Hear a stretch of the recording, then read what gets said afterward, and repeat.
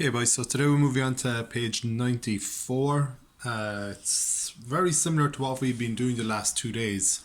It's just bringing in 1 minute intervals. So when you look at a clock, like the one up here, you can see very clearly the numbers 1 to 12, so the 5 minute intervals. So we're really just focusing on the minute hand at the moment. So it's very easy to see 5, 10, 15. But when you look at it in more detail, you can see that there's smaller 5 or 4 marks between those numbers, and they represent the single minutes. So if you go into more detail, it's 1 minute past, 2 minutes past, 3 minutes past. Okay, so that's all we're looking at today. It's just more specific time. Now, when we're looking at an analog clock, we very rarely use these specific minutes. Like if you look at a clock like this, you're usually going to say it's just past 8 o'clock or it's almost 5 past. We wouldn't usually go into the detail of going, it is 3 minutes past 8 and counting to the exact minute. You'd use it alright in digital because it's very easy to read off, 8:03. But when you're using analog, we generally round it to the nearest 5 minutes. It just makes it a bit more straightforward. But what they want to do today is just to make sure that you're comfortable, 1, with telling the time, 2, convert it to analog, and 3, adding and subtracting on times. Very similar to what we were doing yesterday. So again, there's nothing new in this today. It's just that the numbers are a little bit more specific. So if you look at question 1, now up here, when you look at the green part that's shaded, you can straight away tell that that's a certain fraction of the clock. So again, up here it shows us that it shows 1/4 of an hour. And this is just a little bit of details about 1/4 of an hour. You don't need to write the full sentences here. Just writing the answer will be fine. So the first one is 1/4 of an hour is how many minutes? So again, you can skip counting 5s or you can count up the individual ones. Each minute is shown by a little line on the rim of the clock, and you can see them here. The long hand is pointing to the third little line, so it is how many minutes past the hour. So if we look at our minute hand, it's pointing at the 1, 2, the third little line. So how many minutes past the hour is that? It's just a number. And then number 3 is the exact same thing. It is how many minutes past 8. Okay, so question 1, very straightforward, just looking at that time exactly. In question 2, they want you to look at this time. So number 1, or the first part of it, we'll come to.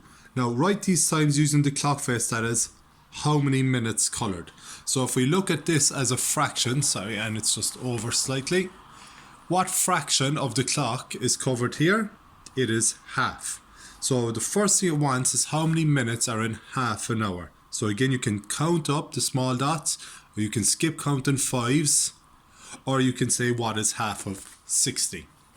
Now, when you go into the second or the first part of it, the time shown on the clock. So we look at our minute hand. Our minute hand is pointing almost at the 5. It's very close to being at the 5, but it's not quite at the 5. So you have to count up the dots. So you go 5, 10, 15, 20. It doesn't quite make 25. So you go 21, 22, 23, 24. So this clock would show 24 minutes. And then for our hour, we come here. We're on this side, so we're using the past. So it's 24 minutes past.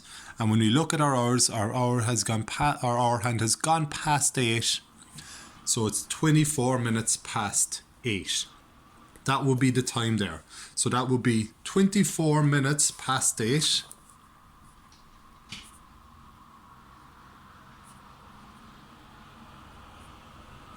I'm writing that in digital. We put our hour first and we go 8:24. Now that is part 1 of question 2. Now if we look at part 2. Now I gave a link yesterday to an interactive digital clock. So it had the analog face, and then in the top right it gave you the digital time. So if you are having any bit of difficulty with these at all, go on to that clock. Move the hands until it shows you what time is on this clock face, and you'll be able to read the digital time. And then you'll be able to move forward yourself manually. You can go 4 minutes earlier, or you can go a few minutes later. So if we look at question 2 here, it wants to know what is the time 4 minutes earlier. So we need to take away 4 minutes from this. Now there's 2 ways you can do it. Step 1 is that you look at your analog clock and you count back 4 minutes. 1, 2, 3, 4. So our minute hand would actually be pointing directly at the 4. And then we go, right, when the minute hand's directly at the 4, that is 5, 10, 15, 20. 20 past, so it would be 20 past 8.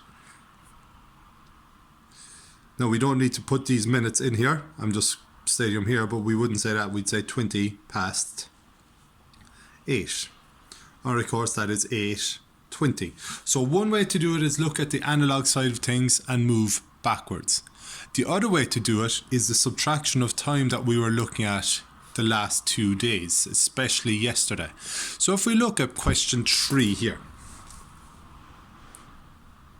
and it wants to know what was the time 7 minutes earlier. Now, if you're quite confident with time and you think you've got a really good understanding of being able to do it in the head, you're able to visualize where the clock would be, the analog time way is fine. But if you're not 100% sure on that, if you're not 100% confident of being able to do that, the digital way and subtract it will always work. And it's not really a really quick method that you can do mentally, but when you've got a pen and paper, it's a method that will always work, and it probably will prevent you from making any mistakes. So they wanted to know what was the time 7 minutes earlier than the time here. Now we've already worked out this time. We know that it was 8:24. If I want to go 7 minutes earlier, I take away 7 minutes from this. Now the reason why I put it as 007 is because it's 0 hours, 0 tens of minutes, and just 7 single minutes. It just makes sure that I don't put the 7 in the wrong place. It's just to do with place value. So this is my hours, this is my minutes. Okay, then I think, right, when I'm doing time, I have to have this imaginary separation between them. The hours and minutes cannot just fold over each other that easily. Subtraction of time means that I must have more minutes in total on top than I do underneath. 24 is bigger than 7, so I can do this. 4 minus 7 cannot do. Borrow from my 2. 14 minus 7 is 7. 1 minus 0 is 1. And 8 minus 0 is 8. So I know that my time was 8:17, or 17 past 8. And again, that'd be 17 minutes past 8. Okay, and then I do the same thing for number 4. I go back 15 minutes, so I'm taking 15 minutes away from my 24.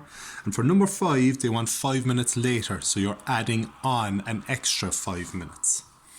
Okay, question 3 is the exact same as question 2. It's the same process.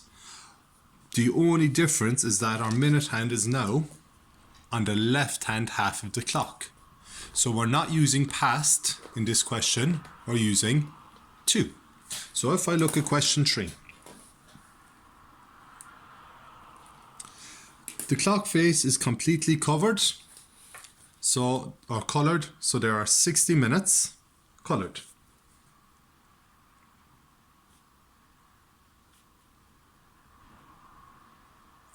And if you do have to write the word minutes, mins, M-I-N-S, is plenty. So the first part is 60 minutes are colored. Step 1, what is the time shown? And they wanted an analog and digital. Okay, so again, we're going to look at our minutes first. Our minute hand is on the left hand side, so we're saying it's going towards the next hour. It's closer to the next hour than it was to go back in time to the previous hour. So even when you look at your hour hand, the hour hand is between 4 and 5, but you can see that it's much closer to 5. Once we go past the 6, the halfway mark, our hour hand ends up getting closer to the next one, so it's going towards 5. So we don't say it's past 4 anymore, we say towards 5. So we need to work out how many minutes are left until 5 o'clock. So we're going to have to count backwards here. So again, we count We can count them ones, or we can skip counting fives and then add on ones afterwards. So we go 5, 10, 15. I can't go up to 20, so I go 5, 10, 15, 16, 17, 18. Okay, so it's on that 18 minutes too. So my time is 18 minutes 2. Now this 2 is very important. Up on this one, in question 2, I use past because it's on the right hand side of the clock. We've passed that hour. But the second it goes over halfway, once it passes the 6, we make it 2, the next hour. So when we're saying our minutes here in analog will never be more than 30, or never more than 29 really. Okay, 18 minutes 2. We didn't look at our hour hand. Our hour hand has gone past 4 and it's going towards 5. So it always moves clockwise, so it's past 4, going towards 5. So we are 18 minutes to 5 o'clock. Now, that is analog. When we write it as digital, however,